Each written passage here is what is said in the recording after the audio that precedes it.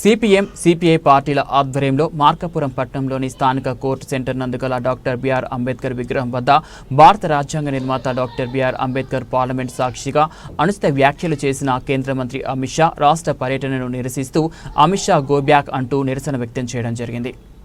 ఈ సందర్భంగా సిపిఎం జిల్లా కార్యదర్శి వర్గ సభ్యుడు టి సోమయ్య, సిపిఐ ఏరియా కార్యదర్శి అందే నాసరయ్యలు మాట్లాడుతూ భారత రాజ్యాంగ నిర్మాత అంబేద్కర్ అవమానించడం అంటే రాజ్యాంగాన్ని అవమానించడమేనని అన్నారు.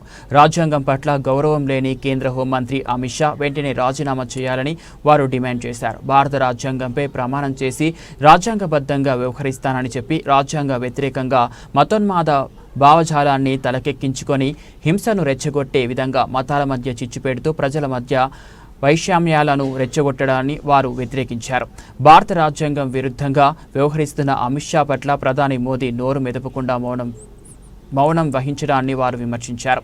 రాజ్యాంగ వ్యతిరేకంగా వ్యవహరిస్తున్న అమిత్ షా రాజ్యాంగబద్ధంగా లభించిన కేంద్ర హోంశాఖ పదవి నుంచి వెంటనే బర్తరఫ్ చేయాలని వారు డిమాండ్ చేశారు. సిపిఎం ఎంఎల్ న్యూ డెమోక్రసీ నాయకులు వెంకట్రెడ్డి, సిపిఐ జిల్లా నాయకులు డి శ్రీనివాసులు తదితరులు ప్రసంగించారు. ఈ కార్యక్రమంలో సిపిఎం పట్టణ కార్యదర్శి డికేఎం రఫీ, సిపిఐ పట్టణ కార్యదర్శి ఎస్కే కాశీం, కాషయ్య, సిపిఎం నాయకులు SK Nannesha, Mallikarjuna, Victor, SK Nabi Karimulla, Y Ravikumar, Venkateswarlu తదితరులు పాల్గొన్నారు.